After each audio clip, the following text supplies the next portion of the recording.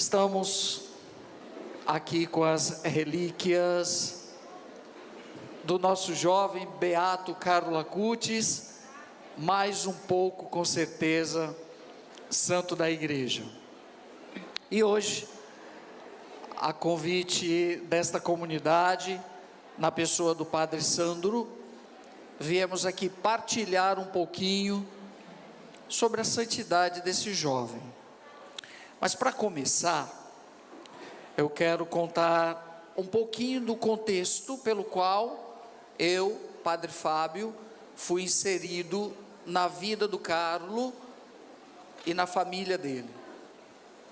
Depois, à medida que nós formos conversando, quem tiver alguma pergunta para fazer, pode levantar o braço, que eu acho que fica super bacana tirar alguma dúvida quando sai de vocês mesmos. Vamos lá então.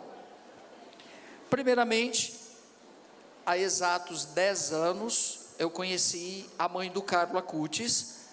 Numa das minhas idas à Itália, eu tinha encontrado um encartezinho com a foto do Carlo e atrás estava o telefone dela, logo quando começou o seu processo de canonização.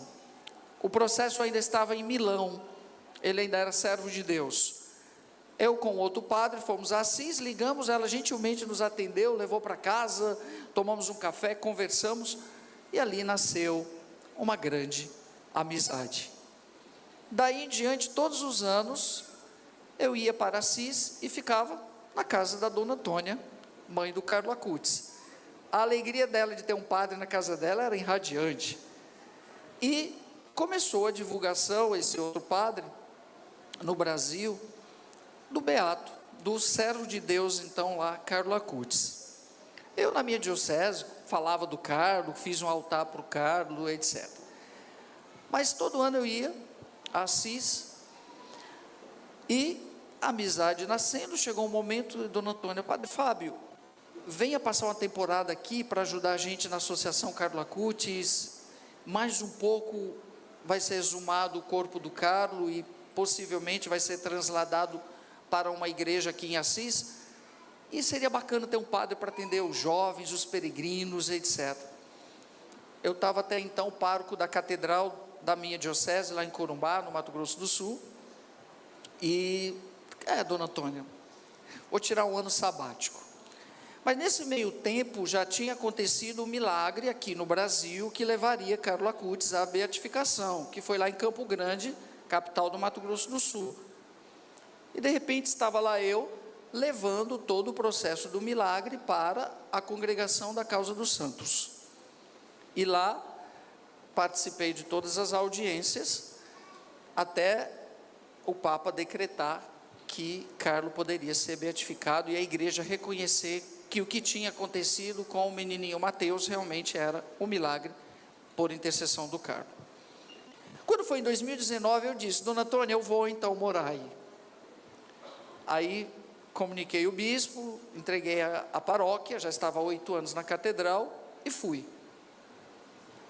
Quando de repente acontece o inesperado, tudo aquilo que jamais nós imaginaríamos que fosse acontecer, uma tal de pandemia, que mudou não só a minha vida, mas a vida de muitas pessoas. De repente fui para fazer uma coisa, trabalhar nos bastidores, ajudar para a beatificação do Carlo, e ficamos lá, fechados, numa quarentena, dentro de casa. Eu, a mãe do Carlo, o pai, os 2 irmãos, a avó, a tia, a vida nossa, vocês não têm noção, isso eu posso dizer para vocês, o que foi a pandemia na Itália, porque logo depois da China, quando começou, a Itália é o primeiro país do Ocidente a enfrentar tudo isso, a gente não sabia nada.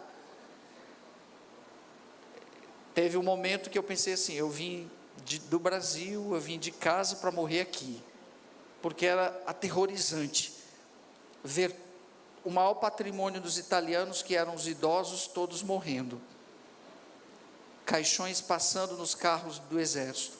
Até hoje ecoa dentro da minha mente o barulho das sirenes das ambulâncias. Mas eu estava lá em Assis, na cidade de São Francisco, lá, onde não teve nenhum caso e nenhuma morte. Estávamos nós na casa do Carlo Acutis. E ali, o que nos sustentou, daí saiu o título do meu livro, que meio que me obrigaram a escrever, contando como que é viver na casa de uma família, de um santo. O pessoal é curioso, né? Quer saber tudo, né? Aí eu acabei escrevendo esse livro. Foi Carlo. Por que nasceu esse título? Foi Carlo. Estávamos depois da missa, no almoço, conversando. Eu conversava horas a fio com a mãe do Carlo, todo dia depois do almoço, estava em quarentena, a gente ficava conversando, teologia, coisa de igreja, de tudo. Dona Antônia, a senhora prestou atenção numa coisa? O mundo todo ficou sem missa, as igrejas ficaram fechadas, ninguém podia mais entrar na igreja para rezar, mas a família do Carlo Acutis não ficou um dia sem missa.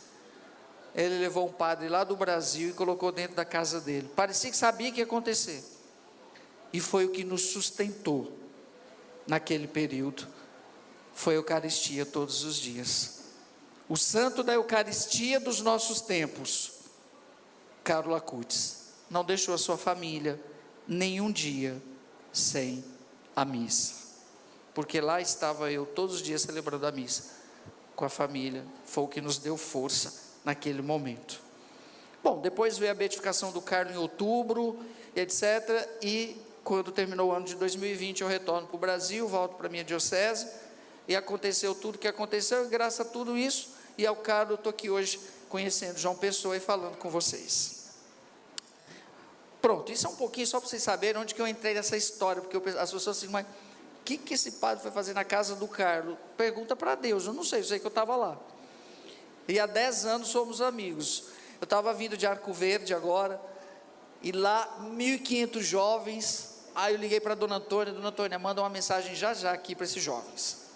Aí ela treinou um português lá, meio atrapalhadinho, e mandou uma mensagem para os jovens, porque tudo que eu faço eu mando para ela, amanhã mesmo já mando as fotos de vocês para a mãe do Carlos, ela gosta de saber de tudo, onde o filho dela está indo. Vamos lá, no decorrer do nosso bate-papo, vocês podem levantar o braço assim e fazer a pergunta. Gente, agora vamos fazer a linha do tempo da vida do Beato Carlo Acutis. Carlo nasceu em Londres, no dia 3 de maio de 1991. Não é italiano? De nascimento não.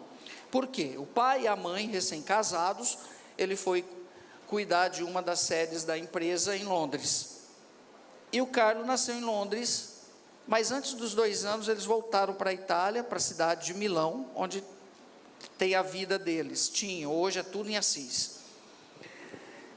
Quando Carlos já ali, criança ainda, 2, 3 anos, 4, já começa a estudar numa escola de religiosas das Irmãs Marcelinas, ali em Milão mesmo. Fez o ensino médio também numa escola religiosa dos jesuítas, o Leão XIII. Mas aquela criança já apresentava alguma coisa diferente, meio que extraordinária, que a gente não sabia identificar o que era. Sabe por quê que a avó do Carlo, a Luana, que é uma graça, tem 82 anos hoje, 84, a gente conversava tanto, Luana era muito apegada ao Carlo, e Carlo a ela falava assim, Padre Fábio, eu pensava que Carlo ia ser um padre ou um bispo, ou quem sabe um papa, porque ele gostava de todas as coisas da igreja, mas eu não imaginaria que o meu neto fosse santo. E hoje, ela poder ter visto a beatificação do neto, então foi realmente algo singular. Mas por quê? Assim como os colegas da sala de aula de Carlo, eu conversei com o mais amiguinho dele, que hoje tem 30 anos, ele dizia, era tão bom estar junto do Carlo, a gente sentia uma coisa diferente, mas não sabia o que era. Era a santidade desse jovem, dessa criança, que já transcendia. Mas como fala a psicologia, nós identificamos no outro aquilo que a gente tem na gente, né? Quando a gente chama o outro de orgulhoso, é porque você tem orgulho também, senão você não identificaria. Mas a gente nunca identifica a santidade de ninguém, né? Eu acho que é porque está faltando mais santo hoje aqui, hein? Mas tudo bem. Era bom estar com o Carlos. Mas aos 7 anos de idade, que começa o reviravolta. Quando o Carlos completa 7 anos, que ele vai fazer a primeira comunhão aos 7 anos, que precisou até de uma autorização especial do Vaticano, que o pároco solicitou, porque na época não podia. Carlos fez a primeira comunhão aos 7 anos, e aos 7 anos, Carlos já conhecia, já tinha lido, já sabia tudo do catecismo, da doutrina da igreja. Gente, uma criança de 7 anos que conhecia toda a doutrina da igreja, e que ficava provocando a sua mãe com perguntas teológicas. Lógico que ele já sabia a resposta, ele saía depois e ficava dando risada, que Carlos era cômico, meio comediante, gostava de contar piada. E Dona Antônia ficou, porque veja bem, é uma família católica, mas não eram praticantes. Eu sempre digo, porque eu vi e vivi com eles o dia a dia, comi no mesmo prato. O Carlos fez milagre primeiro em casa, que a gente diz que santo de casa não faz milagre. Faz. O Carlos fez primeiro em casa, ao transformar a sua mãe e o seu pai. E Dona Antônia hoje é uma excelente teóloga, foi estudar teologia para responder para o filho. E no dia da sua primeira comunhão, o pároco pediu para fazer a primeira comunhão dele fora da paróquia, para não chamar muita atenção, porque aquele menininho de 7 anos se destacou com relação aos outros, e o pároco disse, ele pode, deve fazer a primeira comunhão. E no dia da primeira comunhão do Carlos, ele disse assim: o meu projeto de vida é estar sempre com Jesus. De hoje em diante, eu não faltarei mais à missa e não deixarei mais de fazer a adoração ao Santíssimo, antes ou depois da missa. Gente, isso é muito forte. Nós estamos falando de uma criança de 7 anos, que diz que o meu projeto de vida é estar sempre com Jesus. Se nós perguntarmos aos nossos jovens de hoje, que estão aqui, e muitos de nós, qual é o seu projeto de vida, ninguém vai saber dizer, muitos. Ou uns até dirão, o meu projeto é ser médico, é ser advogado, mas isso não é projeto de vida. Isso aí deve estar dentro do seu projeto, que é algo maior. O do Carlos era estar sempre com Jesus. Isso significa o quê? Que estar com Jesus não quer dizer que eu tenho que deixar de viver no mundo, que eu tenho que deixar de ser o que eu sou, porque ser santo não significa adulterar a própria essência ou existência, porque nós temos uma imagem, uma ideia, até falava ontem, muito caricata de santidade, muito errada de santidade. Até dei o exemplo de que as pessoas têm uma imagem de que a pessoa santa é aquela pessoa que fala bem mansinho, está sempre com o texto na mão, ajoelha bonitinho, fala sempre num tom, todo puritaninho. Não estou dizendo que ser assim não seja, eu só estou dizendo que essa é uma ideia que a gente criou, de que santo é aquela pessoa assim. Só que você não sabe o demônio que está dentro dela. De repente ela está, estou rezando para fulano morrer, tomara que fulano morra, estou com inveja, você não sabe o que está dentro, você não sabe o que está dentro. Se fosse assim, gente, Padre Pio não seria santo não, porque pensa num homem bruto, e vai confessar com o Padre Pio e não conta o pecado, ele te dava uns berros para você sair correndo. Às vezes a gente tem essa ideia, né? Como às vezes, nossa, aquele jovem é assim, é terrível. Se tornaram grandes santos. Olha Santo Agostinho e tantos outros. Santo Agostinho tem uma frase muito bonita que diz assim: não há santo sem passado e não há pecador sem futuro. Olha que bonito. Não há santo sem passado e não há pecador sem futuro. Não é porque você peca hoje que você não pode ser santo amanhã. E nenhum santo nasceu santo. Um dia ele teve um passado. Olha o de Santo Agostinho, que Santa Mônica teve que rezar a vida toda.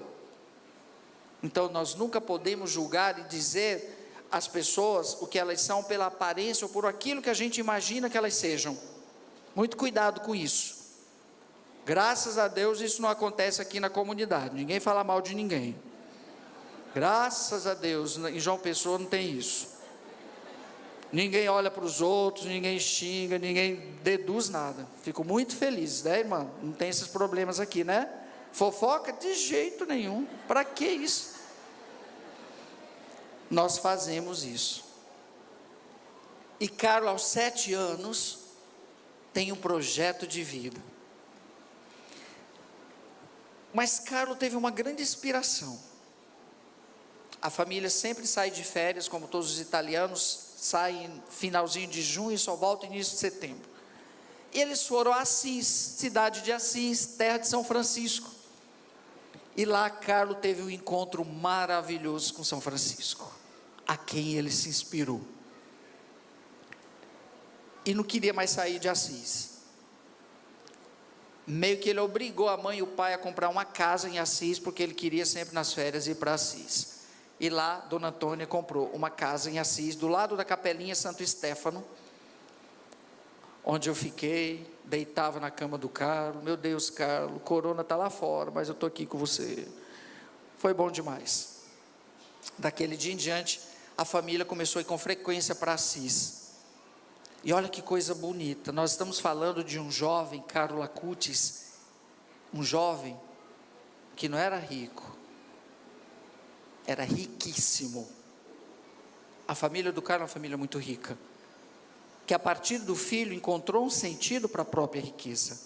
E nós estamos falando de Francisco de Assis, que era riquíssimo na sua época, e que se despojou até das próprias vestes e colocou nos pés do pai dele, e foi viver no meio dos leprosos. O bispo de Assis disse: Carlos é um novo Francisco. Eu até brinco com os franciscanos: olha, se tem uma pessoa mais franciscana que os franciscanos, é Carlos Acutis, porque se inspirou em Francisco de Assis. Se Dona Antônia chegasse hoje com um tênis novo para dar para o Carlos, ele dizia: não, mama, questo non è finito, esse ainda não acabou. Essa camiseta vermelha do Carlos, peguei ela lá no guarda-roupa dele, agora vai para o memorial, era surrada de tanto ele usar. Ele não permitia que a mãe comprasse uma outra roupa sem que aquela tivesse acabado. E Carlos também não permitia que desse aos pobres aquilo que já não servia mais para ele, porque nós somos muito assim: ah, essa calça não serve, esse tênis não serve, vou dar para o que não serve para você, não serve para o outro também não. Vá na loja e compre algo novo e dê para a pessoa, do que dar aquilo que não te serve mais, que você já usou, está rasgado. Eu não gosto disso também. Eu acho isso, sei lá, é como se o outro não tivesse dignidade. Ah, padre, mas a intenção é boa. Se é boa, vá na loja e compra uma roupa boa. E o Carlos fazia isso. Por que eu tenho que dar para o mendigo aquilo que já não me serve mais? Pensem nisso. Não é legal, não é? Dona Antônia, um dia estava conversando com ela: Padre Fábio, venha ver meu guarda-roupa. Nós estamos falando de uma mulher riquíssima, que tem 5 vestidos só. Quem vê Dona Antônia pensa que ela é até um hábito. 5 vestidos. Uma mulher que participou, que tomava chá no Palácio Inglês. Hoje eles não aceitam mais convite de nada disso. O filho os indicou o caminho. Isso é muito forte. Quem cozinhava para a gente lá era a Dona Antônia, até causava ciúme no André. Mas todo dia um prato diferente para o Padre Fábio, eu vou trazer ele para morar aqui a vida toda. Ela falava assim: mas André é um sacerdote, tu não sei sacerdote, Padre Fábio é. Eu, isso mesmo, pode fazer, mais comida. Cada dia um prato italiano diferente. O amor, porque tinha um padre dentro de casa, porque Carlos amava os padres. Porque os padres davam ao Carlos que ele era o bem mais precioso para ele, a Eucaristia. E nunca pensou em ser padre, Carlos, viu? Nunca quis ser padre. Mas quando via um padre, já corria. Padre, vai ter missa? Quero confessar. Era muito bonito. Muito bem. Nesse sentido, o despojamento do Carlos é igual ao de Francisco. Gente, e não é por acaso. que hoje o corpo do Carlo está no Santuário della Espoliazione, no Santuário do Despojamento, no lugar onde Francisco tirou suas vestes. Foi feito um santuário que é do lado da casa do bispo, e lá está o corpo intacto do beato Carlo Acutis. Os dois santos se encontram no templo, com o mesmo ideal: amar os pobres. Isso é fantástico. Vamos seguindo. Passou 7 anos. Carlo tinha um outro hobby: amava informática. Na biblioteca dele tinha livros assim, dessa grossura, de quem está estudando, de quem está fazendo ciência da computação. Ele sabia tudo de informática. E ele tinha um notebookzinho que era o diário de bordo dele. Ele conectava ali a internet e viajava. O que Carlo tanto fazia no computador? Depois que ele morreu, Dona Antônia descobriu tudo.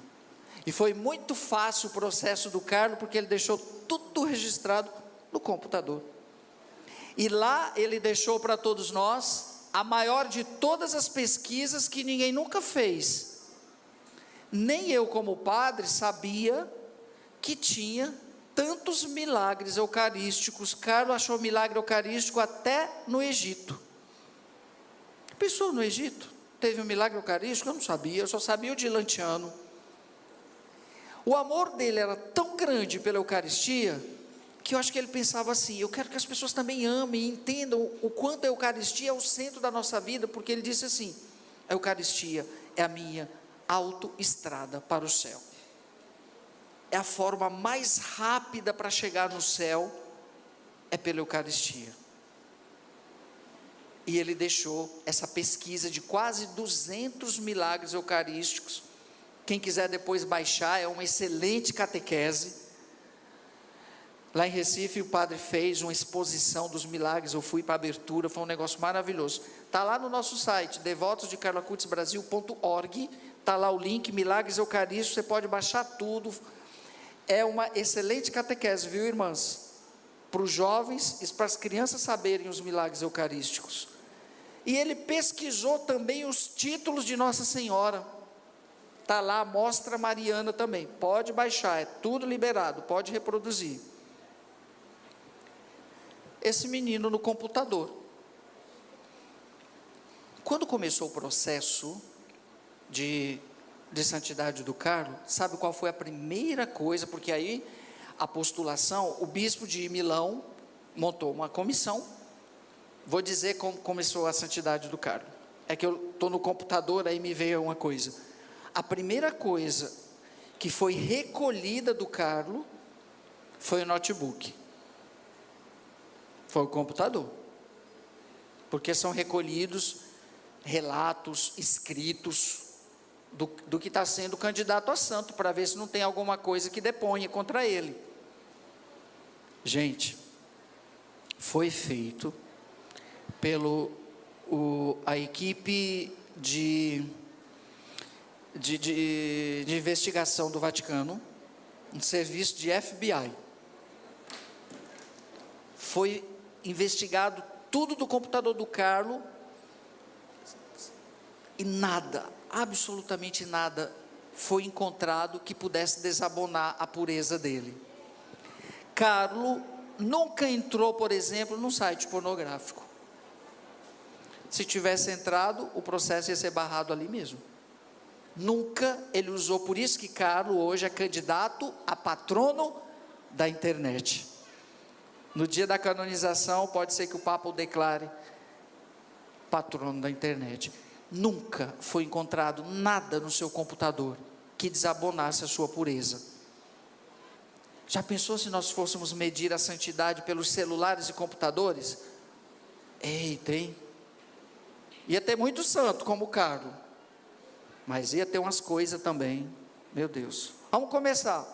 Amanhã as irmãs vão confiscar os celulares, para medir a santidade do povo da misericórdia.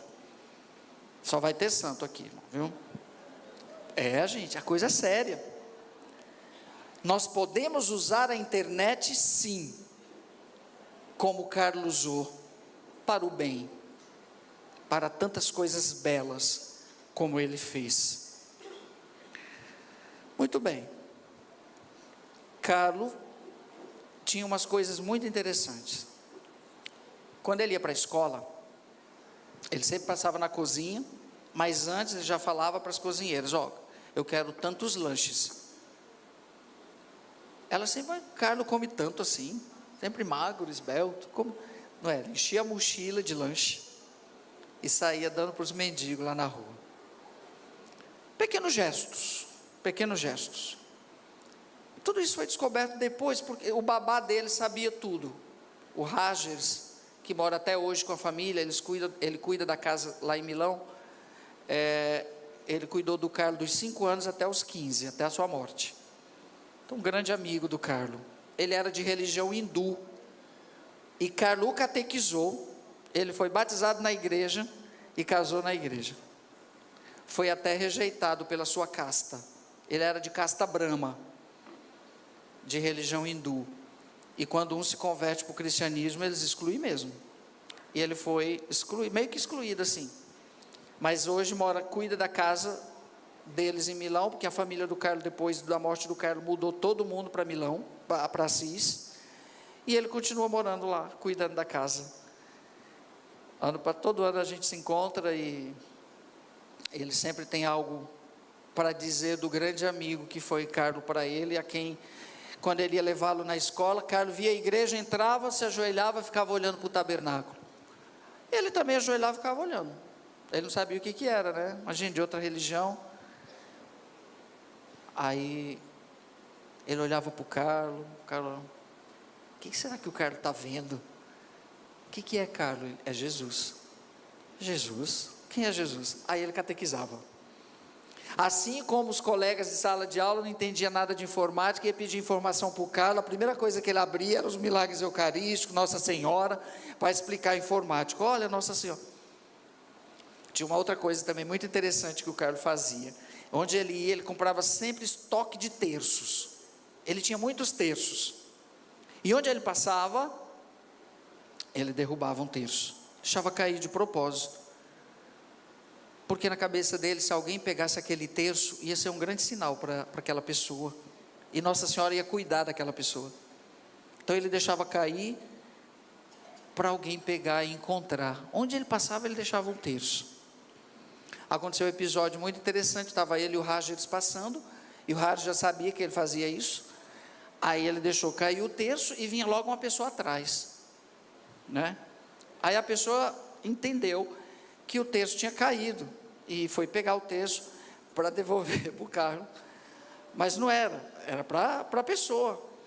Aí eles estavam andando, o Carlos deixou o terço cair, no que eles estavam andando, a pessoa pegou o terço e começou a gritar: ei, o Carlos viu, vamos correr. Era Carlos correndo com o babá e a pessoa correndo atrás para entregar o terço, e ele desviava, mas é para ela o terço. Ela não entendeu e corria para despistar da pessoa, para ela entender que o terço era para ela. São pequenos gestos que evangelizam e que, imagine, você está num lugar e de repente você acha um terço. De alguma forma aquilo vai ter a pessoa vai: poxa, encontrei um terço, o que é isso? Porque Deus fala em sinais. Olha a ideia do Carlos. Carlos tinha uma ideia muito clara de que a Eucaristia era a minha autoestrada para o céu. Mas ele dizia também: se você não conseguir chegar ao céu pela Eucaristia, tem uma outra forma: rezando o terço. Aí ele dizia: o terço é a minha escada para o céu. Vai demorar um pouquinho mais, mas cada terço rezado é um degrau que você sobe. Gente, a gente poderia parar o bate-papo aqui, porque olha, vocês podem, mas o que Carlos fez de extraordinário? Se for olhar assim, nada. Sabe o que ele fez? Ele foi católico de verdade, que conhecia todo o catecismo da igreja, como vocês, que eu sei que todo mundo aqui já leu, né? Já, o silêncio diz que já. Rezava o terço todo dia, ia à missa e confessava. Ou seja, o caminho de santidade a igreja já nos apresenta. A questão é que nós temos medo de fazer esse caminho. O Carlos dizia que a nossa alma é como um balão. O balão, para subir, tem que estar leve. Então eu tenho que tirar os pesos. Os pesos são os pecados. São os pecados veniais que ele diz. Só que a confissão, só a confissão vai fazer a alma subir como aquele fogo que está no balão.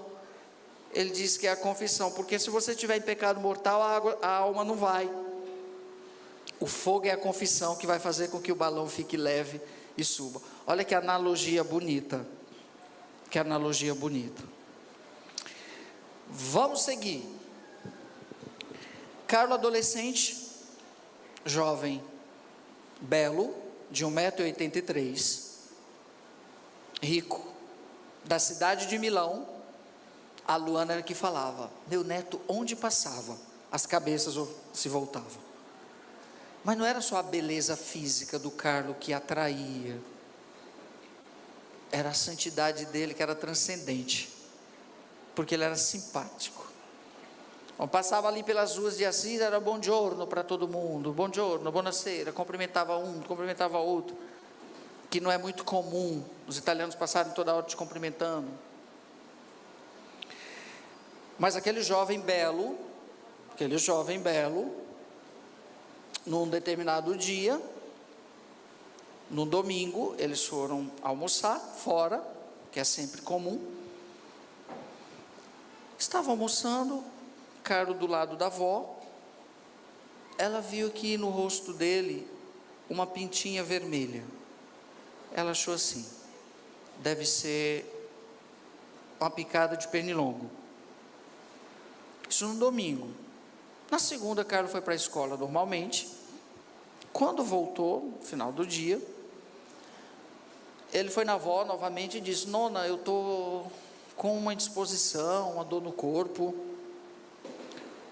Aí ela olhou, viu que ele estava meio febril, um analgésico, vá deitar.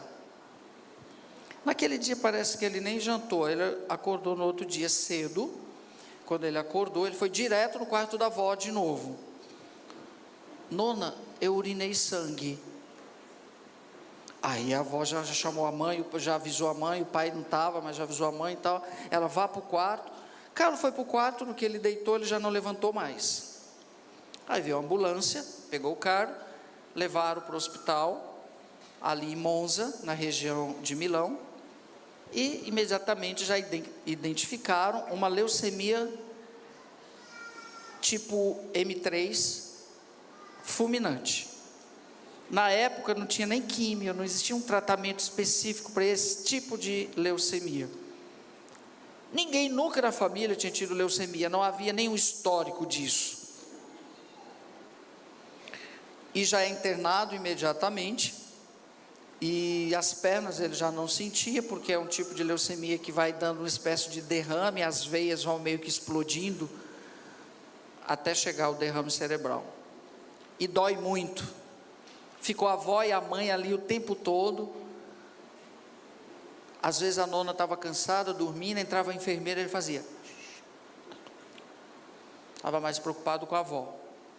O médico chegava e perguntava: está sentindo dor, está doendo, né? O Papa está sofrendo mais do que eu ofereço por ele. Aí quando foi isso na terça, na quinta ele chamou a mãe e falou: mãe, chama o padre, eu quero confessar. Aí o primeiro padre que ela encontrou ali, ela levou. O padre entrou no quarto, atendeu a confissão, deu a unção. Quando ele saiu, estava Dona Antônia no corredor. Ele passou pela mãe e disse assim: seu filho é santo. Aquilo acendeu dentro dela. Horas depois, Carlos morreu. Veja bem, internou na terça, morreu de quinta para sexta. Foram 3 dias, coisa muito rápida. O pai não chegou nem a vê-lo. Nem vê-lo. Carlos morre. Vai para o velório, para casa. E na missa de corpo presente, na sua paróquia, que ficava do lado da sua casa, estava assim, lotada, repleta de gente. Repleta de gente. Estou falando de uma família rica, muito reservada, que não tinha muito convívio social com todo mundo. E a mãe ficou de onde Carlo conhecia tanta gente, que veio da periferia de Milão, os mendigos da rua, todos ficaram sabendo que aquele jovem belo que passava todos os dias aqui, deixava lanche para a gente, tinha morrido. Gente, nem os colegas da sala de aula dele sabiam do status do Carlo. Ele nunca disse para ninguém da sala de aula quem era o pai e o que fazia. Nunca. Um dos homens mais ricos da Europa. Ele nunca. Até os colegas só foram saber quem era a família Acutis depois, que aquele jovem belo tinha morrido. E como é, Dona Antônia ficou... Aí lógico, o Ragers, que era o babá do Carlo, que eu falei, sabia de muita coisa, que ele pegava mesada, ia levar lá na obra social dos franciscanos, por que tantos cobertores da casa sumiam, principalmente nas noites frias de Milão. Ele chamava o Ragers, ele tem um mendigo ali que está sem cobertor, pega um, vamos levar lá. Muito interessante ver esse despojamento do Carlo. E Dona Antônia foi fazendo a leitura, e por que tão rápido?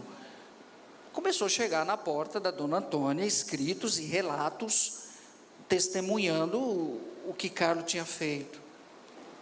Ela, meu Deus, imagina, né? Ela recolhe muitas dessas coisas e vai até o arcebispo, cardeal na época, cardeal Escola. O cardeal prontamente montou uma comissão diocesana para fazer uma investigação sobre isso. E foi o último processo, antes dele renunciar, que ele abriu, foi do Carlo Acutis, que depois foi tudo transferido para Assis, e o bispo de Assis assume, e vai tudo para o Vaticano. Gente, 13 anos depois nós temos o Carlo beatificado. São coisas de Deus. Não adianta a gente querer ter uma lógica racional para compreender, porque não vai, porque Deus tem um método próprio. Padre, muito bem, padre, coisa boa. Muito bem, o padre viu, o padre, olha só, né? Eu senti uma força atrás de mim, aí eu olhei assim, né? Era o padre Sandro. Gente, até aqui, alguém tem alguma pergunta? Eu acho bom quando vocês têm as curiosidades também. Ninguém? Está tudo certo? Tudo certo? Aqui, quem? Fale bem alto. Oh, meu Deus do céu. Ela perguntou se Carlos teve alguma namorada. Vou te dar uma resposta que ele deu, tá? Gente, vocês acham que um jovem belo como o Carlos, de 1,83 m, onde passava, as meninas não ficavam? Sabe o que Carlos respondeu para essa pergunta? A única mulher da minha vida é Nossa Senhora.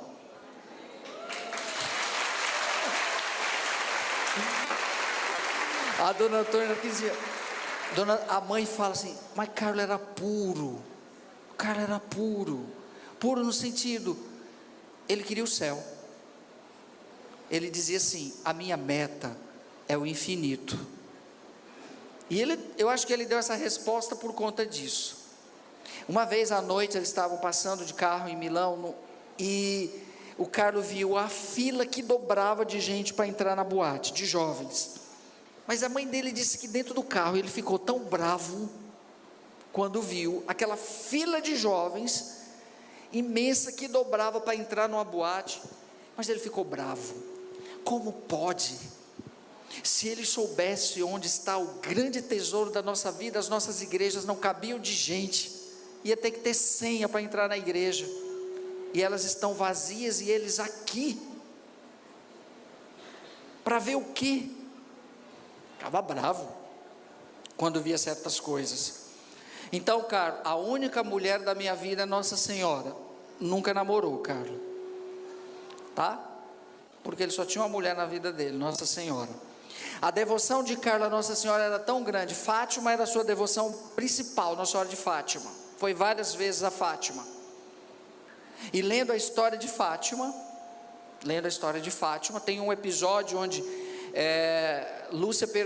uma das aparições, a Lúcia pergunta para Nossa Senhora se Francisco e Jacinta iriam para o céu. Lembra? Aí Nossa Senhora disse que a Jacinta sim e o Francisco ia ter que rezar muitos terços. Quando ele leu essa parte, ele: mama, vamos ter que dobrar a meta. Se Nossa Senhora pediu para o Francisco que ele só vai para o céu se rezar muito terço, aqui em casa nós vamos ter que dobrar a meta, porque eu não quero ir para o inferno, nem para o purgatório, eu quero ir direto para o céu. Ele queria ir direto para o céu, mas assim, com muita suavidade, com muita leveza. A avó do Carlo, Luana, sempre dizia: meu neto era leggero. A palavra leggero em italiano era leve. Onde ele chegava, a gente ficava bem. Não sei, tinha uma coisa que ele conseguia. Ela falava, ele era solare, brilhante. Gente, a santidade é algo extraordinário, sim, mas que acontece no ordinário das nossas vidas. Como eu disse para vocês antes, essa ideia caricata de santidade, como se muita gente fala assim: eu não sou digno. Como não? Você não foi batizado? A santidade é um chamado que Deus fez para todos nós, para todos. A questão é que a gente não quer responder. Não é privilégio de um e de outro. E você se santifica. Às vezes as pessoas falam assim: o mundo é isso, o mundo não presta, o mundo tem isso. Calma. Quem leu a Bíblia, como todos vocês já leram, lá no livro do Gênesis, diz assim: quando Deus vai criando, no fim de cada dia Deus viu que era bom. Se o mundo está desgraçado, fomos nós, com o nosso mau uso da liberdade, que estamos desgraçando o mundo. Mas o mundo é bom. Nós é que não estamos usando e fazendo do mundo o bem acontecer. Mas nesse sentido, eu me santifico aqui nesse mundo. Deus me dá a oportunidade aqui. Então, é extraordinário no ordinário da vida, como Carlo, Francisco de Assis, Santa Faustina e tantos outros. Alguma outra pergunta? Sim. Oi? Boa pergunta. Ele era filho único? Sim. Dona Antônia nem podia ter filhos mais. Carlo morre em 2006. Ela diz que o primeiro milagre do filho acontece com ela. 4 anos depois da morte do Carlo, ela aos 43 anos engravida de gêmeos. Um casalzinho, Francesca e Michele, que farão 12 anos agora em agosto. Uma graça, os dois, uma graça. Eles fizeram a primeira comunhão aos 5. O Michele, você sempre vai ver ele com um livro embaixo do braço. Toda semana a Dona Antônia dá um livro, ele sabe tudo da vida dos santos. Era muito engraçado, porque logo no início eu não dominava bem o italiano. A primeira parte da homilia da missa, quem fazia era o Michele. Aí o Michele falava a vida do santo do dia. Vou contar um episódio. Um dia, antes disso, aí teve um dia, a gente brincando, falei: olha, já estamos nessa quarentena mesmo, e vamos viver juntos aqui, então vamos criar a paróquia Cutis. Eu vou ser o pároco, o pai do Carlos vai ser o vice-pároco, aí o Michele, eu investi em coroinha, a Francesca, a leitora, os outros da casa vão ser os fiéis que vão vir, e Dona Antônia, a senhora vai ser a bispa. Vai lá, a bispa, Padre Fábio, a Vescova. Um dia, um domingo, sempre chegava um pouco antes na capela, a nossa missa sempre era às 13 horas, e depois a gente ia para o almoço, ficava a tarde toda. Aí eu cheguei, Me paramentei, fiquei sentado, a capela dentro da casa do Carlos, tem uma capelinha. Aí chegou o pai, sentou. Aí estava aquele silêncio como está aqui. De repente, parecia um terremoto. Os gêmeos brigando. Vocês imaginam, duas crianças gritando. Agora imaginem duas crianças italianas brigando. Que naturalmente a gente já pensa que eles estão brigando, conversando. Aí você imagina uma briga de verdade. E gritava, e Francesca chorava, e gritava, e entraram na capela, brigando, gritando, quebrou o silêncio do pai, o pai, basta, eita, a festa italiana hoje está boa. O que será que está acontecendo? Sabe qual era o motivo da briga, gente? Porque Michele, era domingo, tinha 2 leituras, e Michele não deixava a Francesca fazer a primeira leitura. Ele queria fazer a primeira leitura, e ela não queria fazer a segunda. Aí, o que está acontecendo, pai? Aí a Francesca chorando, Michele é um geloso é ciumento, não quer deixar eu fazer a primeira leitura. Aí o pai foi lá, Michele, deixa sua irmã fazer a primeira leitura. Não, sono io, meu Deus. Aí ele, Padre Fábio, resolve. Eita, vou entrar numa briga italiana. Michele, por favor, filho, deixa a tua irmã fazer a primeira leitura. Não, tá bom. Aí ela chorava, gritava, esperneava, porque queria fazer a primeira leitura. Gente, parecia um terremoto mesmo. Você não tem noção do que era a briga. Aí com muito custo, Michele, por favor, só hoje, deixa a tua irmã fazer a primeira leitura. Va bene, Padre Fábio, va bene, graças a Deus. Francesca, teu irmão deixou, agora eu não quero também. Aí pronto. Ai meu Deus do céu, a criança é tudo igual, só muda até os irmãos do santo. Conclusão, o pai fez a primeira, o salmo, a segunda leitura, terminou a missa. Aí fomos para o almoço, aí o pai veio, o pai é muito fino, muito lorde, é de família inglesa, você nunca vão ver ele falando em público, nada, vão ver sempre a mãe do Carlos, o pai nunca, sempre nos bastidores. Aí ele, Padre Fábio, desculpa, pela briga das crianças. Desculpa por quê, André? Aconteceu a coisa mais linda que eu já vi em toda a minha vida. Como assim? Eu nunca vi no Brasil 2 crianças brigando para proclamar a palavra de Deus. Eu vi crianças e jovens brigando para não ir na missa, mas brigando para proclamar a palavra de Deus, é a coisa mais linda do mundo, André. Eu não tinha percebido por isso, meu filho. Então, enquanto eles estiverem brigando para proclamar a palavra de Deus, a briga é santa. Porque os nossos jovens do Brasil chama para fazer uma leitura. Não vou generalizar, lógico, mas eu nunca vi isso. Mas foi muito bonito. Eles rezam o texto todo dia. A Francesca, Michele sabe tudo da vida dos santos. Se Carlo já sabia, sabe, muitas vezes não tem rede social nenhuma, o hobby deles é a vida dos santos. Aí foi muito legal, terminou a beatificação do Carlos dia 10, aí no dia 12 é a memória litúrgica dele, que a igreja decretou. Aí fui rezar a missa, aí terminou, aí chegou a hora da homilia, aí Michele, o santo do dia. Aí o Michele foi e começou a ler outro santo. Esse não é o do dia é seu irmão. Aí ele foi ler o resumo da vida do irmão, do Beato Carlo Acutis. Foi muito bonito, né? Poxa, o meu irmão, eles não conheceram o Carlo, lógico, nasceram 4 anos depois da morte do Carlo, como graça de Deus para a mãe, aos 43 engravidar.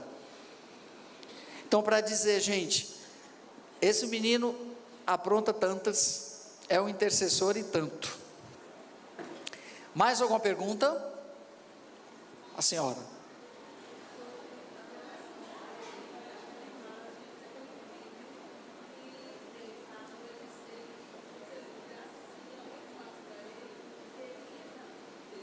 Vou dizer.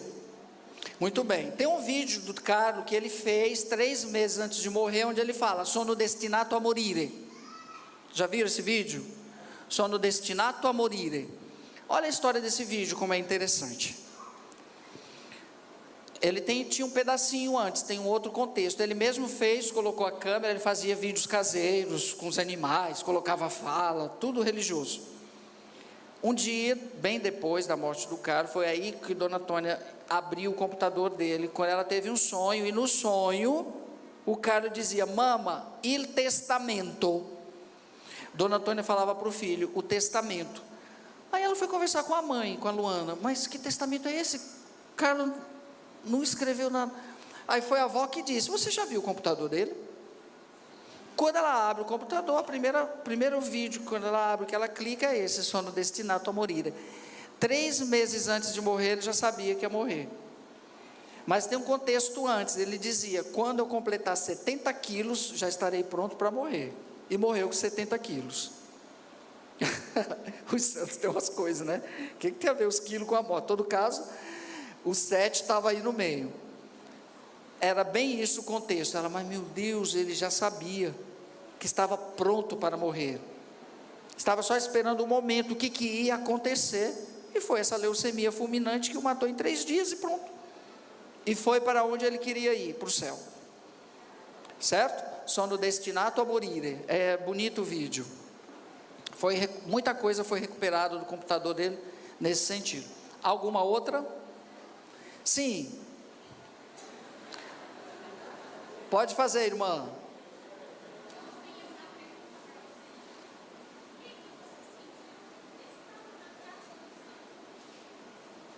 Eita, irmã, hein? Ela me perguntou o que eu senti estar na casa de um santo. Olha, você sabe, irmã, todo mundo fazia essa pergunta, porque eu comecei a rezar o terço lá do quarto do Carlos, meia-noite lá, 19 horas aqui do Brasil, naquele auge da pandemia, e mostrava o quarto do Carlos, e aprendi a fazer até o espaguete alho e óleo, que era o que ele mais gostava, super simples. Irmão, vou dizer uma coisa para a senhora: eu só fui ter noção depois que eu voltei. Eu não sabia o que tinha acontecido ali naquele momento. Tanto é que o pessoal meio que me provocou a escrever o livro. Eu disse: não quero escrever nada. O pessoal estava curioso: como que é? Gente, como eu já sou amigo da família há 10 anos, para mim é muito comum estar com eles. Viajei com eles, fomos muitas vezes para a praia juntos. Então, é a família de amigos que eu ia passar férias. Então, para mim era comum assim, mas ao mesmo tempo eu estava ali na família do Carlos. Tinha um certo diferencial. E quando eu voltei, foi que eu fui meio que entender o que estava acontecendo, estava meio assim. E aí em 20 dias eu narrei tudo no livro. Foi caro.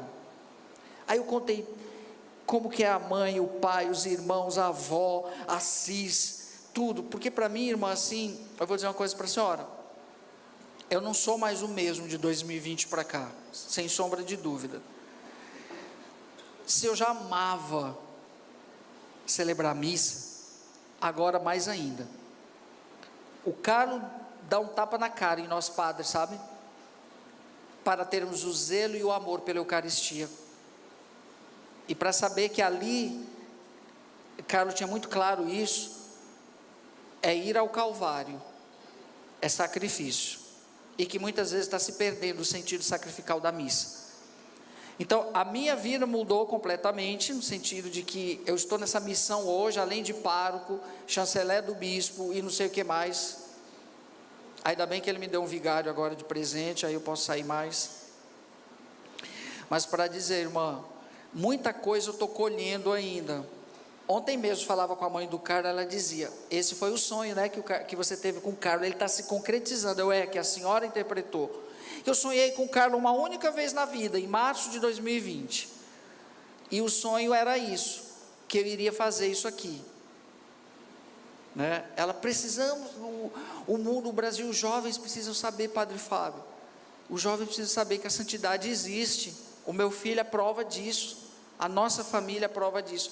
Então, irmã, eu ainda estou vivendo muita coisa. É como se eu tivesse ido fazer um noviciado, que a partir dali ressignificou muita coisa, tanto no meu sacerdócio, como no Fábio, como ser humano, como gente também, né?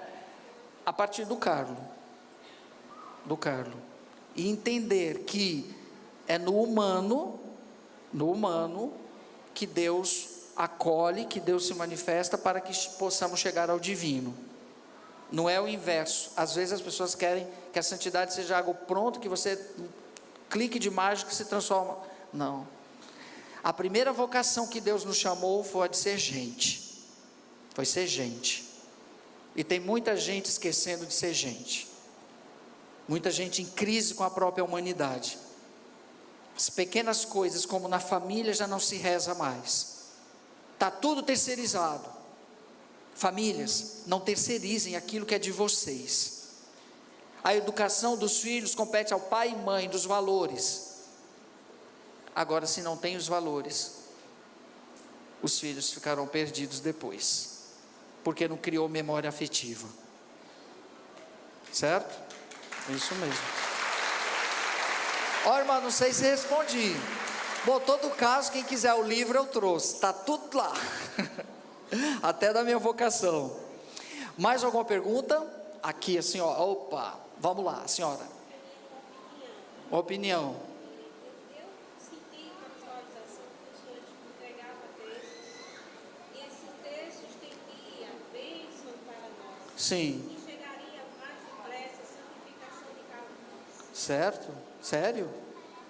A senhora está me dando essa missão também? Eu vi. Ela está mandando eu entregar terço como o Carlos. Eita. Muito obrigado.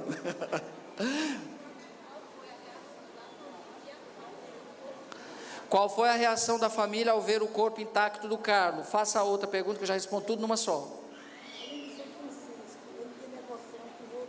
Além de São Francisco, ele tem devoção com outros santos e mais uma. Tá, essa mulher aqui que vende, ó. Essa mulher aqui, lá na porta. Vamos lá. Carlos, além de Francisco de Assis, era devotíssimo do Padre Pio, Santa Gema, Santa Teresinha. Lógico que, ó, Carlos foi fazer retiro no Monte Alverne, de 40 dias, lá onde São Francisco recebeu os estigmas. E ao anjo da guarda era São Miguel. Tanto é que o nome do irmão é Miguel. Mas eram esses os mais, e Nossa Senhora de Fátima e a Madonna de Pompeia. Madonna de Pompeia, Nossa Senhora do Rosário de Pompeia, é como se fosse a Nossa Senhora Aparecida no Brasil. Para nós é como se fosse para os italianos. Todo ano eles vão se consagrar a Nossa Senhora no dia 7 de outubro. Madonna de Pompeia. Carla fazia isso todo ano, certo? Qual foi a sua mesmo? Do livro, já foi. Muito bem. Gente, todos os anos, eu ia para o cemitério, que o Carlos estava sepultado em Assis, eu ia no cemitério com a mãe dele. E aí na missa eu vou dizer uma outra coisa, porque daí na missa eu vou, se o senhor me permitir, na missa eu quero deixar um avisozinho no final, eu quero entregar uma coisa para o senhor. Quero entregar na missa, tá? A missa que vamos ter com o bispo aqui. Dona Antônia, quando a gente ia lá rezar, ela dizia sempre assim, quando a gente falava, né? Dona Antônia, você já pensou se o corpo do Carlos estiver intacto? Aí ela, eu tenho certeza que está. As mães têm umas coisas, eu acho que mãe tem ligação direta com Deus também, que quando a mãe fala uma coisa para um filho, que o filho não obedece, misericórdia. As mães ligadas com Deus, viu? Tem umas que estão desligadas do mundo também. Dia 23 de maio, 23 de janeiro de 2018, foi o dia que foi ser exumado, porque faz parte do processo, uma vez que o milagre já estava aprovado, e faz parte do processo de beatificação, a exigência da congregação pela causa dos santos, fazer a exumação, ver os restos mortais, se tiver alguma coisa, ser trasladado para alguma igreja, fazer relíquias ou alguma coisa do tipo.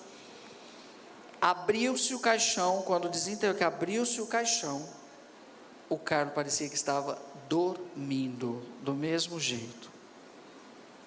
Ela, sabe o que ela falou? E eu sabia, maior alegria. Se fosse uma mãe brasileira, ia se jogar dentro do caixão, começou a chorar, né? Gente, aí dali foi levado para foi uma capela lá dos franciscanos, foi feito o laboratório, os legistas fizeram ali 2 meses de tratamento no corpo dele, para justamente não se decompor mais. Mas eu vi tudo aquilo lá, gente, perfeito, até as unhas estavam crescidas, a pele, assim, ressecado, desidratado, poxa, 13 anos sepultado, se ele tivesse bonito, né? Não, o que tem no rosto do Carlos, quem já viu, é uma película de silicone, é uma máscara de silicone que foi colocada, feita em 3D, tudo certinho, depois do cadáver, porque para ficar exposto, merece, como a do Padre Pio, tudo ali são máscaras de silicone, mas o corpo está perfeitinho, gente. Aí foi as luvas, né, de silicone sobre as mãos e no rosto, mas o cabelo foi todo pego, o cabelo dele mesmo ali também. Aquele meninão grandão, até morto, continuava bonito. O que Deus quer dizer com isso? São sinais, né? O pai em nenhum momento quis ver. Eu achei uma coisa muito interessante do André. O pai é muito racional. No dia que a gente estava lá na missa para a abertura do túmulo, o que importa para mim não é o corpo do meu filho, é a santidade dele. Né? Nós brasileiros somos mais sinestésicos, mais afetivos. É tanto que ele ria muito comigo. Ele, mas Padre Fábio, mas brasileiro enxerga com as mãos, né? Que nós somos assim, deixa eu ver. Deixa eu ver, padre. A gente vê pegando, né? O italiano não entende isso, nosso. Eles não têm muito toque. Nós não, deixa eu ver, já vai puxando. Nós queremos tocar. É um jeito nosso de ser. Então, assim, a questão da relíquia, a grande relíquia do corpo do Carlos que ali está, para eles é uma coisa assim muito normal, não é? Para nós é mais impactante, etc, tal, mas para eles tratam naturalmente. Aqui eu trouxe 2 relíquias de primeiro grau, ex corporis, aqui um fragmento do corpo do Carlos, e aqui fiozinhos de cabelo e um pedacinho da roupa. Quando abriram os órgãos internos também, nada se decompôs. Tanto é que quem assistiu à missa de beatificação do Carlos, a mãe entrou com o coração. O coração está no belíssimo relicário, na Catedral de Assis, San Rufino. O povo, quando vai a Assis, vai só ver a Basílica de Santa Clara de São Francisco, a Porciúncula, e não vai na Catedral de Assis, que é belíssimo. O padroeiro de Assis é São Rufino, não é São Francisco, é São Rufino. E lá, Dona Antônia, não, quero que fique na Catedral, que é a paróquia deles em Assis, é a paróquia Catedral de São Rufino. Lá está o coração do Carlos, e o corpo está no Santuário do Despojamento, lá do lado da casa do bispo, certo? Agora eu quero aqui diferenciar, quero fazer uma pequena explicação sobre intacto e incorrupto, porque há muita confusão, nossa, as pessoas, o corpo do Carlos está incorrupto. Não, está incorrupto não existe corpos de santos incorruptos, gente. Incorrupto só de Jesus. A incorruptibilidade foi só o de Cristo, só Cristo, é estar vivo. Os dos santos são intactos. O que significa intacto? A palavra intacto, todo inteiro, não houve decomposição, certo? De alguns não ficou intacto só o coração, de Santo Antônio a língua, de Santa Teresinha o braço, e não sei o que. Santa Rita de Cássia está belíssima, intacta, não houve decomposição, toda inteira, tá certo? Incorrupto é outra coisa. A incorruptibilidade tem graus, e o intacto é um dos graus da incorruptibilidade, mas o incorrupto só de Jesus. Ficou claro? Ok, mais alguma pergunta? Pode falar, filho. Com 15 anos, com quantos anos Carlos morreu? Com 15 anos, em 2006, no dia 12 de outubro, dia de Nossa Senhora Aparecida, o milagre aconteceu na Capela Nossa Senhora Aparecida em Campo Grande, e a igreja decretou memória litúrgica do Carlos 12 de outubro. É mais brasileiro que nós.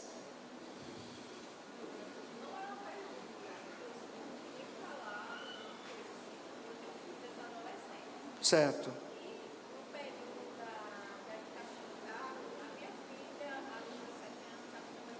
Certo.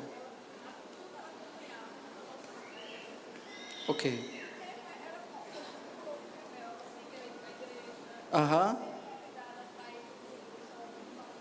Certo.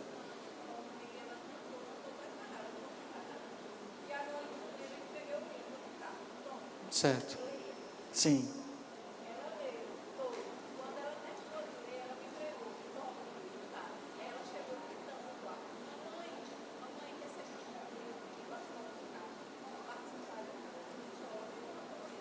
Certo. Coisa boa. Foi Carlos. Ela deu um testemunho que a filha acompanhou tudo da beatificação do Carlos, mas estava um pouco rebelde. Ela deu um livro do Carlos para ela ler. Ela leu e depois devolveu o livro para ela e recebeu um convite para participar de uma comunidade, e hoje ela foi. É isso? E hoje ela está. Ou seja, ela estava afastada, depois que conheceu esse menino, sentiu algo diferente para dar uma resposta ao chamado. Que muitos jovens também aconteçam isso, muitos.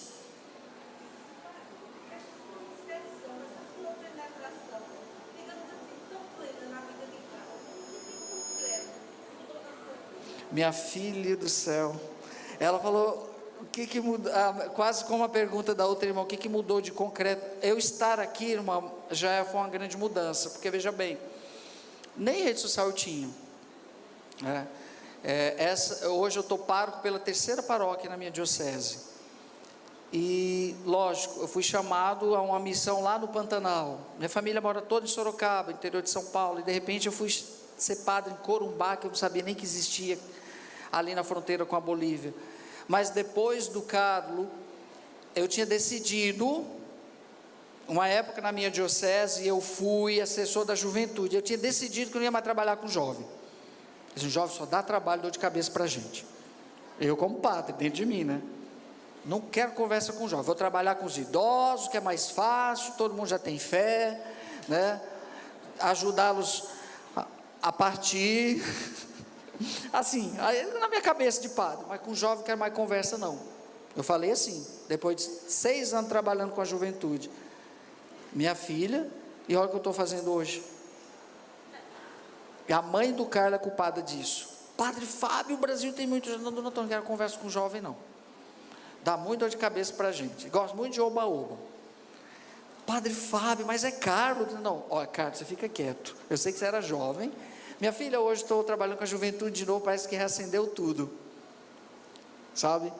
Então, essa foi a principal mudança, voltar a ver a juventude com outros olhos, não aquele de, juventude que cansa. Eu já não vejo mais assim. Eu tive muitos testemunhos de jovens. No congresso eucarístico eu tive um testemunho belíssimo de um jovem que foi com a namoradinha, levou ele para o congresso, e lá no congresso eu tive um momento para falar do Carlos. Quando terminou a missa, que eu desci assim do palco, esse jovem veio, se jogou nos meus braços, começou a chorar, e disse que não acreditava em Deus, e agora ele acredita. Gente, isso não tem preço. Eu fiquei assim. No outro dia ele foi lá no hotel pedir confissão, e estava na missa. Carlos me fez sentir Deus, quando o Senhor falou dele. Bonito isso, né? Eu acho que o próximo livro vai ser alguma coisa assim, dos testemunhos que eu estou ouvindo dos nossos.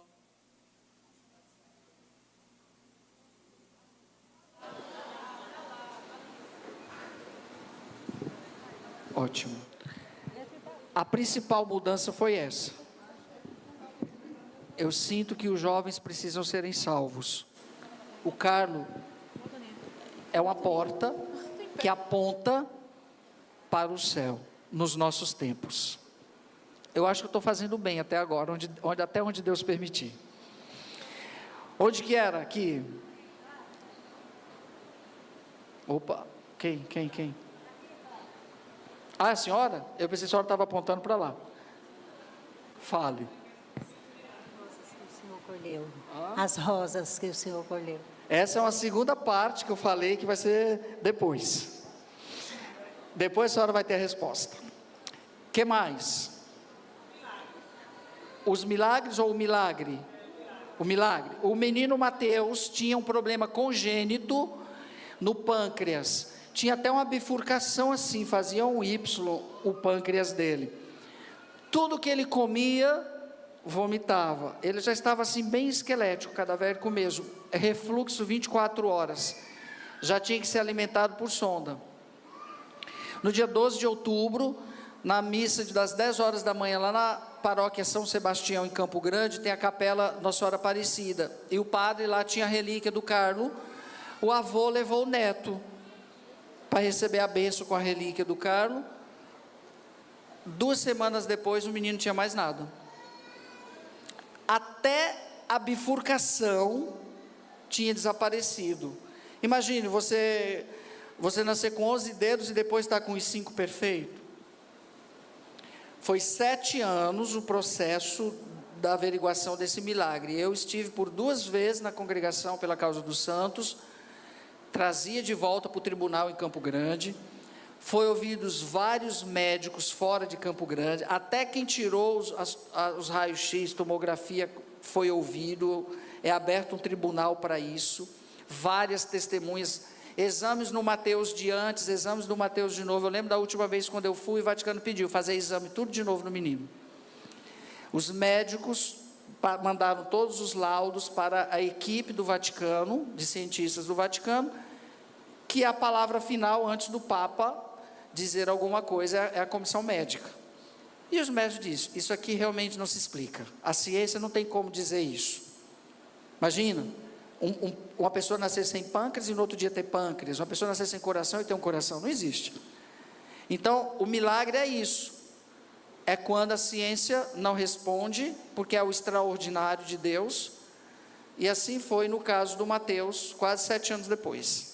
Aí o Mateus hoje come tudo, chega a estar uma bola assim, né? Tem 12, 13 anos já, sumiu, desapareceu, o menino é perfeito, e foi a intercessão do Carlo. Aqui eu quero fazer uma pequena diferença, que muita gente confunde, entre graça e milagre. A pessoa está com câncer, ela foi ao médico, e o médico disse, olha, você tem 10% de chances, faça todo o tratamento e etc. Essa pessoa é muito devota, ela vem na igreja, ela pede a intercessão do santo. Aí 1 mês depois ela está curada. É graça ou milagre? Graça ou milagre? Graça, é graça. Por quê? Porque havia 10% de chance, que a ciência disse. Essa mesma pessoa com câncer foi ao médico, o médico disse, olha, você está com metástase completa, você tem 1 mês de vida, você vai morrer, não há mais nada que ser feito. A ciência disse que não há mais nada que ser feito, ela vai morrer. Ela é uma pessoa de fé, reza, pede a intercessão do santo, 2 semanas depois está curada. É graça ou milagre?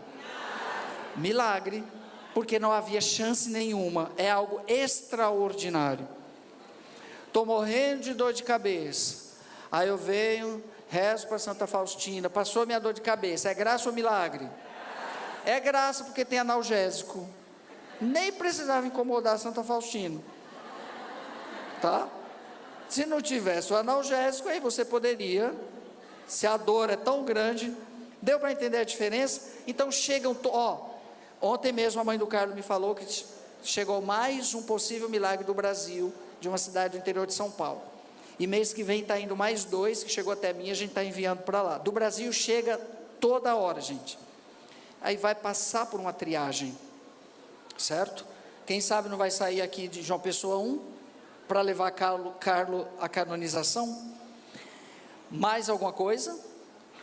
Estou gostando da participação de vocês, tirando as dúvidas. Tudo certo? Aqui, filho, fale.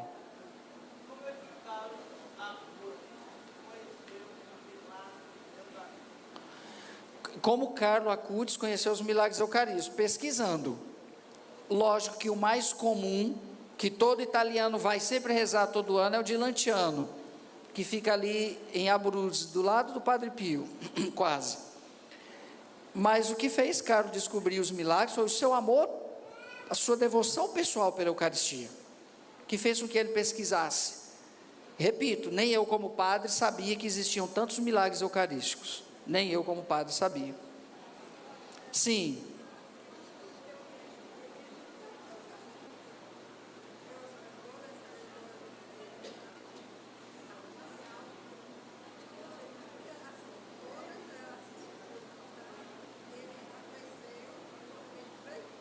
Sim.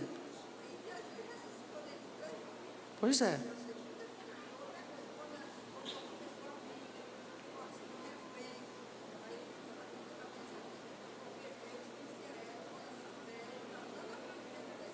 Ah.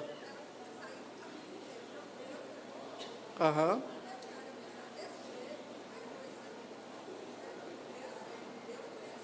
Conhece. Aham.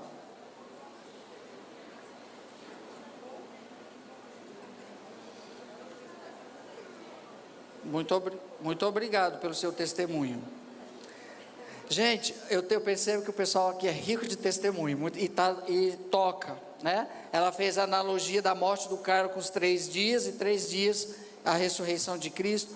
As coincidências ou deusdências nós vamos vendo depois com muita coisa na minha vida e etc. Sim, filha.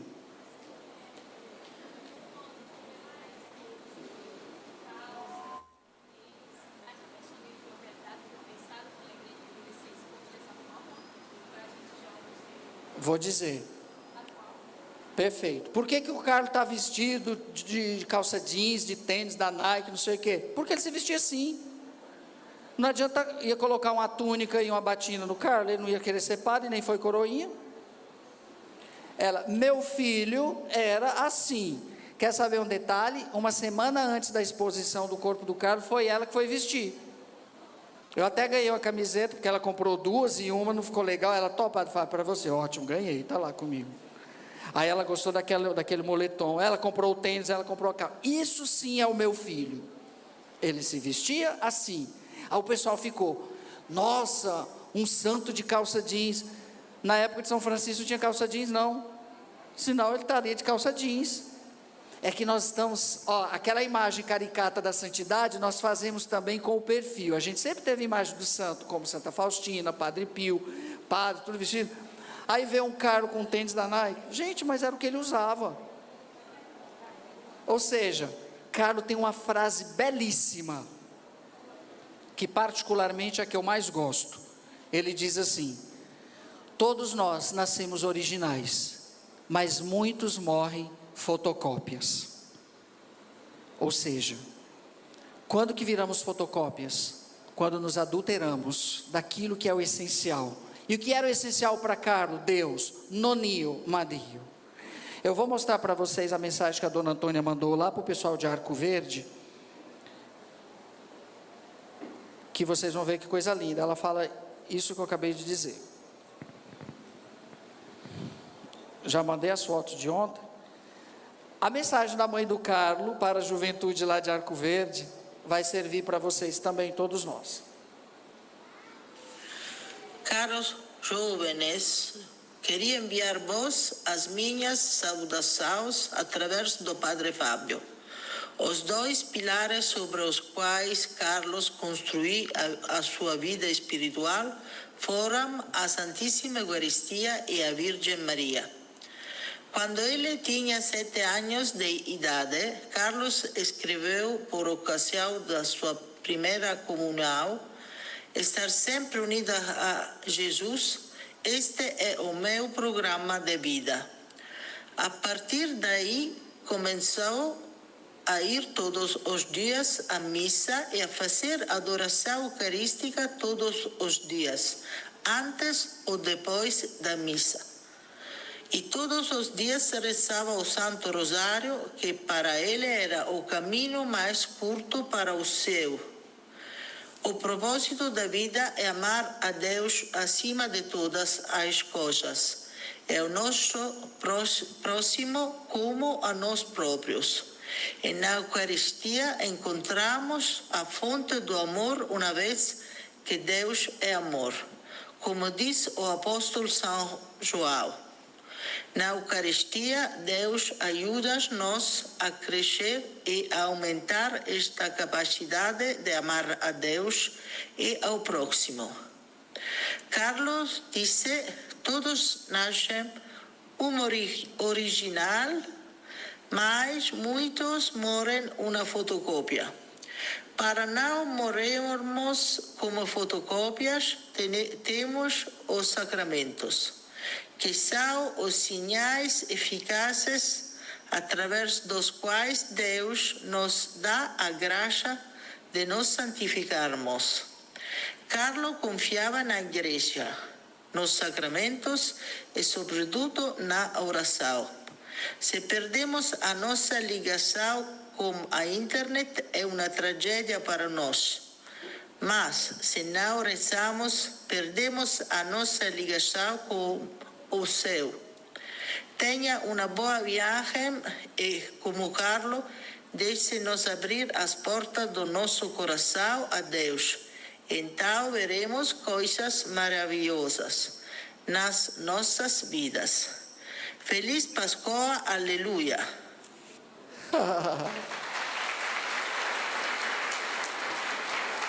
Ela está fazendo lição de português. Depois a gente conversou. Padre Fábio, como que eu saí no português? Ó, dona Antônia, ótimo. A senhora misturou com o espanhol, mas está perfeito. Já está dando para entender, né? Ela está fazendo lição de português agora. Eu quero... Nosso tempo passa rápido, né, irmã? Já está quase acabando. Só tem mais 20 minutos, é? Porque tem que se preparar para a missa, né? Que é às 11. Então, mais 20 minutos só? Ou 15? Mais 15 minutos? Vamos lá. Gente, eu quero agora... Mais alguma pergunta? Cadê a banda agora aqui comigo? Eu quero deixar uma mensagem para vocês, minha. A minha mensagem para vocês... Lógico, falar do Carlo levaria um dia, porque se nós fôssemos falar do kit santidade dele, que são 8 pontos, teríamos que pregar um retiro sobre isso. Resumidamente, eu quis dizer para vocês um pouquinho essa experiência. Eu quero terminar dando a bênção com a relíquia, esse momento, porque daqui a pouco teremos a Santa Missa. Eu acho que tem que, né, preparar melhor. Vejam bem, diante de tudo isso, vivendo com a família do Carlo, ali o dia a dia, eu pude refletir o quanto nossas famílias hoje estão destruídas, como as nossas famílias estão completamente destruídas, fragilizadas. E olhando a família do Carlo, que é uma família que reza todos os dias, eu diria o que para vocês? Não deixem de rezar. Não deixem de rezar. Em hipótese alguma, deixem de rezar. Sabe por quê? Porque a oração vai ser a grande força, como Dona Antônia disse. Quando a gente desconecta da internet, do computador, do WhatsApp, todo mundo fica... Parece que está faltando alguma coisa, mas ninguém sente isso quando deixa de rezar. Os filhos de vocês precisam ter uma memória afetiva. Eu amo quando a minha paróquia está cheia de criança, quando a mamãe já vai grávida para a igreja, porque é até os 7 anos que a memória afetiva vai sendo criada, e que mais tarde nós vamos ver pelos valores, pela personalidade, pelo caráter, o que aquele ser humano se tornou. Aí, quando eles ficam adolescentes, se afastam da igreja, se você for olhar lá atrás, você nunca levou ele na igreja, quando tinha 5 anos, 3 anos. Eu tenho vários paroquianos que eu batizei, eles já sabem a minha voz, porque quando a mãe estava grávida, eu estava ali com eles. Então, mesmo que eles se afastem lá na frente, um dia eles vão ter a igreja não vai ser um objeto estranho para eles, um lugar estranho. Por quê? Porque desde o ventre materno a mamãe já levava. Então, não deixe de levar os filhos de vocês para a igreja, para que a igreja não se torne um lugar estranho lá na frente. Essa canção, ela vai ser uma oração pelas famílias todas de vocês que estão aqui, vivendo esse momento, nessa festa da misericórdia. Que cada família que está aqui, essa oração e a intercessão do Carlo possa chegar ao céu na prece de cada um. Essa canção, ela me reporta ao passado, principalmente a década de 80, que foi maravilhosa, quando eu ia ver minha avó. das muitas coisas do meu tempo de criança. Guardo vivo na lembrança o aconchego do meu lar. No fim da tarde, quando tudo se aquietava, a família se ajuntava lá no alpendre a conversar. Meus pais não tinham nem escola e nem dinheiro. Todo dia, o ano inteiro, trabalhavam sem parar. Faltava tudo, mas a gente nem ligava. O importante não faltava, seu sorriso e seu olhar.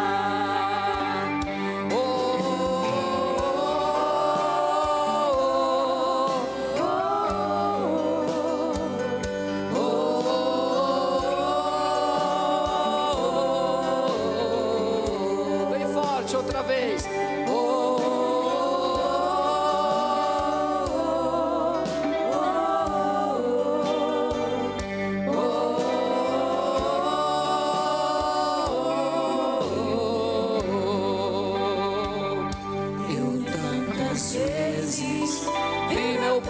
Chegar cansado, mas aquilo era sagrado. Um por um ele afagava e perguntava quem fizera a estripulia, e mamãe nos defendia. Tudo aos poucos se ajeitava.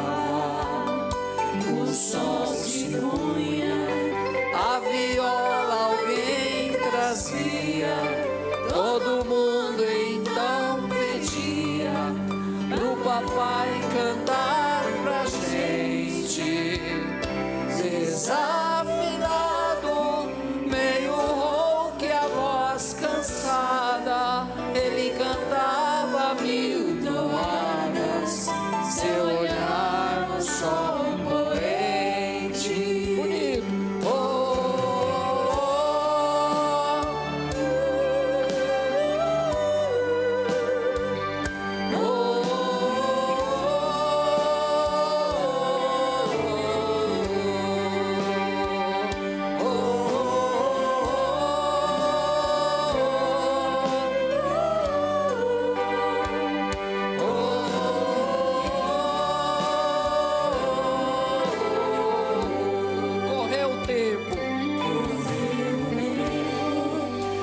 Eu vejo a maravilha de se ter uma família, quanto tantos não a têm.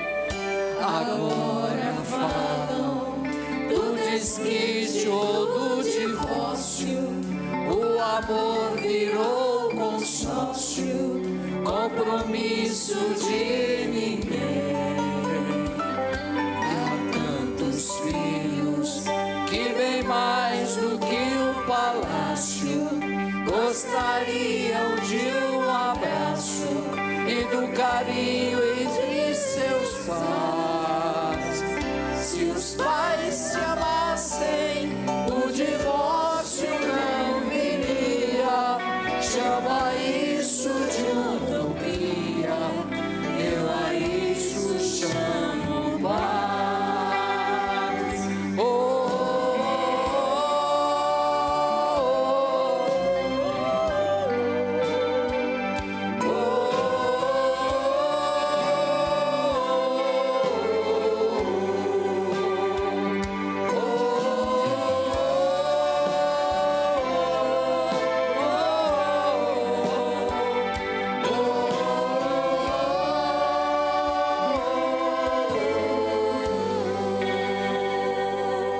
Viva a família!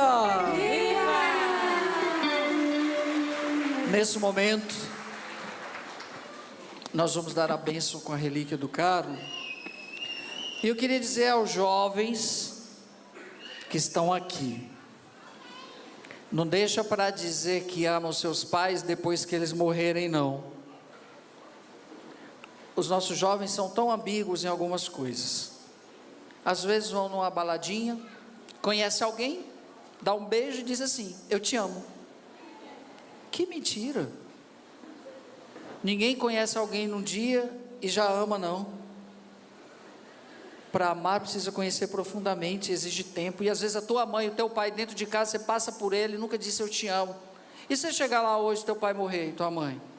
Aí você vai ficar com aquele vazio de que poderia ter feito e não fiz?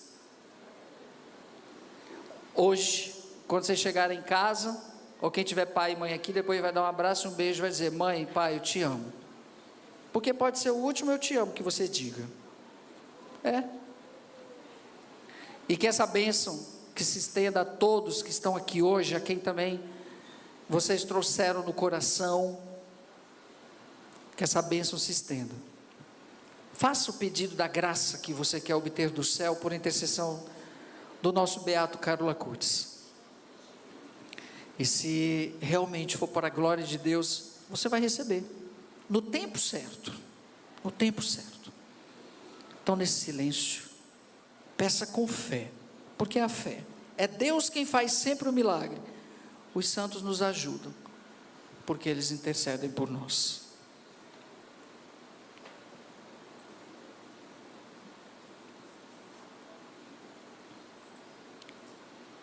E o Senhor esteja convosco. Ele está no meio de nós. Por intercessão do beato Carlo Acutis, abençoe-vos o Deus Todo-Poderoso, Pai, Filho e Espírito Santo. Amém. Desça sobre todos vocês e permaneça para sempre. Amém. Viva Carlo! Viva!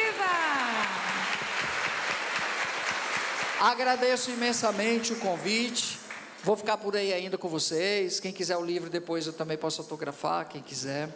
E a gente vai estar na missa aqui para encerrar esse momento. Agradeço imensamente ao Padre Sandro pelo convite de poder estar aqui, as irmãs muito acolhedoras, queridas aqui, né? E estar aqui foi um momento de graça mesmo, hein? Valeu, gente.